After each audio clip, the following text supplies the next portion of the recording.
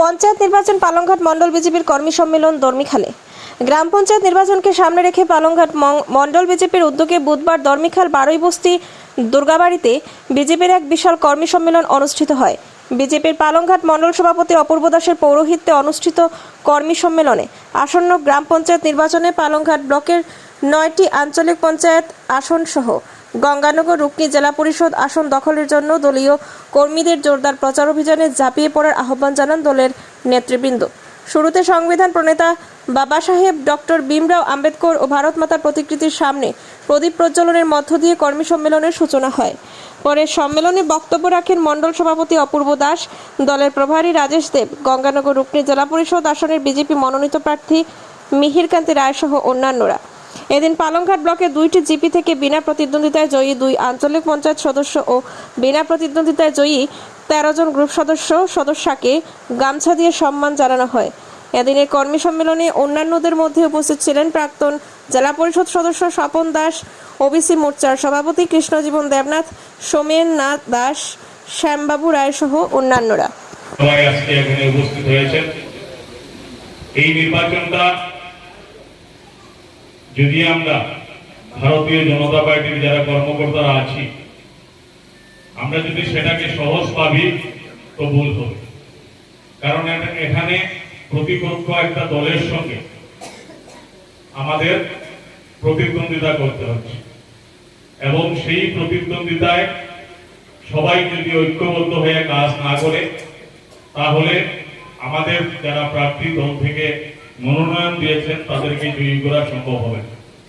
প্রথম অবস্থায় একটা চিন্তা আমাদের মনে আনতে হবে যে আমাদের পঞ্চায়েত সমষ্টি যেগুলো আগে ছিল 2018 সালের পঞ্চায়েত নির্বাচনে যে সমষ্টি ছিল এখন কিন্তু সেই সমষ্টি না, ডিলিমিটেশন হয়েছে। বিভিন্ন সেন্টার ভোট কেন্দ্রগুলো এদিক সেদিক হয়েছে। যারা আগে এক সেন্টারে ভোট দিত এখন অন্য সেন্টারে গিয়েছে। গ্রুপের নাম্বারগুলো চেঞ্জ করা হয়েছে। আগে কেউ 1 নম্বর গ্রুপে ছিল, এখন সেটা 9 নম্বর বা 7 নম্বর গ্রুপ হয়েছে। তাই প্রথম অবস্থায় আমাদের আঞ্চলিক পঞ্চায়েত এবং জেলা পরিষদের যারা প্রার্থী আছেন, গ্রুপ মেম্বারের আমাদের দলের সমর্থনে যারা প্রার্থী আছেন, আপনারা প্রচার তো করবেন, তার সাথে সাথে আপনারা ভোটার স্লিপগুলো তৈরি করতে হবে। মানুষের বাড়িতে ভোটার স্লিপ পৌঁছানোর অর্থটা হলো এই মানুষটা এই কোন সেন্টারে গিয়ে ভোট দেবে সেটার নাম্বার তার থাকতে হবে, নয়তো মানুষ একটা অস্বস্তিকর পরিবেশের সৃষ্টি হবে নির্বাচনের দিন, যে বলবে আমাদের আগে এই স্কুল ছিল, এখন আমাদের দর্মিখালের আর একটা স্কুলে আমাদেরকে ভোট দিতে হয়েছে, আগে কেউ বলেনি। এই স্লিপগুলা আপনারা যারা বুথ কমিটির সভাপতি আছেন, শক্তি কেন্দ্র প্রমুখরা আছেন, প্রার্থীরা আছেন, আপনারা একটা টাইমে বসে একটা দায়িত্ব দিয়ে যদি যারা এখানে আনকন্টেস্ট হয়েছেন খুবই গর্বিত। কারণ হচ্ছে ভারতীয় জনতা পার্টি এমন একটি দল, এই দলে সিম্পলে যারা যে আঞ্চলিক পঞ্চায়েতে দাঁড়িয়েছে 2 জন আনকন্টেস্ট হয়েছে। কারণ হচ্ছে আনকন্টেস্ট কেন হয়েছে যে ভারতীয় জনতা পার্টি কাজ করেছে, নরেন্দ্র মোদীজি সরকার যেরকম কাজ করেছে এই কাজের বিনিময়ে আজকে 2 জন আনকন্টেস্ট হয়েছে। তাই সবাই জনগণকে আমি ধন্যবাদ জানাই বলতে আগামী দিনে আমরা আরো চেষ্টা করব যে আনকন্টেস্টে যাওয়ার জন্য। এবার 2টা হয়েছে, আগামীতে আমরা 5টা 7টা এরকম করে বেরিয়ে যে কংগ্রেসের যে ক্যান্ডিডেট ওনার দেওয়ার সুযোগ থাকবে না। এটা আমি আশা রাখি আগামী দিনে কংগ্রেস আর ক্যান্ডিডেট দিতে পারবে না। এটা এবারের যে এটা একটা ভালো লক্ষণ। যখন দলের প্রতি আবেগ থাকে, টান থাকে, তখন কার্যকর্তারা সবাই উপস্থিত হয়।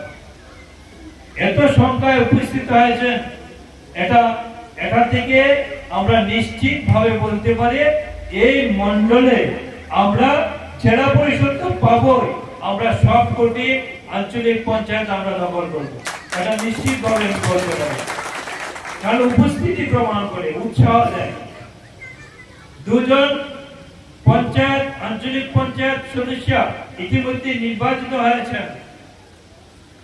আমরা এই ধরাইতে আমরা লক্ষ্য করেছি ভারতীয় জনতা পার্টির 5 জন আঞ্চলিক পঞ্চায়েত সদস্য বিনা প্রতিদ্বন্দ্বিতায় নির্বাচিত হয়েছেন এবং 3 মণ্ডলে আমরা লক্ষ্য করেছি প্রায় 60 জনের মতো ভারতীয় জনতা পার্টির একনিষ্ঠ কার্যকর্তারা গ্রুপ সদস্য পদে বিনা প্রতিদ্বন্দ্বিতায় নির্বাচিত হয়েছেন। এটা অত্যন্ত ভালো লক্ষণ। আর এটা থেকে প্রমাণ হয় যে কংগ্রেসের আজকে এমন অবস্থা হয়ে দাঁড়িয়েছে যে কংগ্রেস ক্যান্ডিডেট দিতে লোক পাচ্ছে না।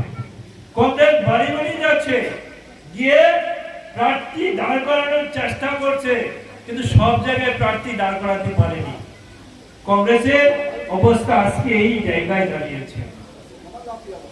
আর এটা সম্ভব হয়েছে যে মাননীয় হিমন্ত বিশ্ব শর্মার নেতৃত্বে যে আসামে সরকার চলছে এবং মাননীয় নরেন্দ্র মোদীজির নেতৃত্বে যে সারা দেশে সরকার চলছে, এই দুই সরকারের সফল নীতির জন্য আজকে মানুষ ভারতীয় জনতা পার্টির প্রতি আকৃষ্ট হচ্ছে আর কংগ্রেস থেকে মানুষ দূরে সরে আসছে।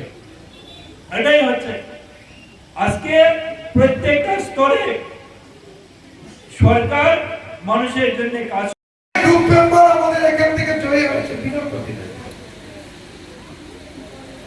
আমার সময় আছে আগামী কালকে পর্যন্ত। আপনাদের মধ্যে যদি মনে নিজে নিজে চিন্তা করো, হয়তো আপনারা ভাববেন যে কেউ এসে আপনাকে বুঝাচ্ছে, না দাঁড়ানোর জন্য আপনাকে মনে মনে নিজে নিজে ভাববেন যে আমি জিতে দিব, আমার তেল মারে নাইয়া তেল না। আপনারা একটা জিনিস খেয়াল রাখবেন, কেউ তেল মারাও না। আমরা চাই ভারতীয় জনতা পার্টির যারা নির্বাচনে লড়ছে, আমরা যাতে এক ভাই একজনকে আমরা জিতাতে পারি। এখানে কাউকে অনুরোধ করা এটার অর্থ এটা নয় যে বিজেপি আপনাদের জন্য একদম আপনারা দাঁড়ালে না দাঁড়ালে বিজেপি একদম উপরে উঠে যাবে, এটা নয়। আপনারা বিজেপিতে ছিলেন, আমরা চাই আপনাদের ঝগড়ার জন্য যাতে আপনাদের মধ্যে যে প্রতিদ্বন্দ্বিতা, এর মধ্যে